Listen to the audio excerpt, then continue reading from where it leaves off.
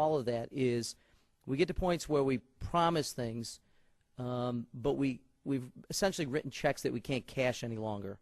And I think that's at all levels of government. And it is very difficult to be able to express to society, to communities, that we just don't have the resources to be able to pay for what you think you're entitled to, what you've come to expect.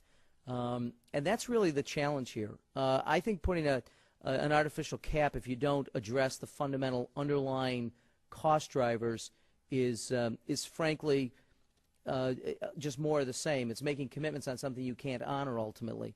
So in the order of the three things that Brian talked about, I think the first and most fundamental one is how do you reduce costs. Then you could talk about what the caps could be like. Do you do a circuit breaker? How do you do it?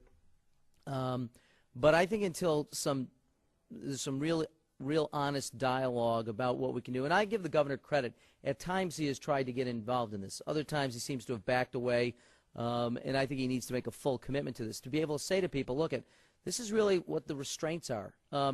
Those of us who have, families and households or small businesses, you don't at the end of the month say, gee, I just realized I wrote $5,000 worth of checks that I didn't have any money for. It just doesn't work like that. But in government, that is essentially what we do. We make commitments and entitlements that we can't honor. And I think there has to be a fund. Now, I don't know. I several years ago when the budget question, or when the question was asked of a constitutional convention, I was not for that. I've come around. I don't think it could get any worse.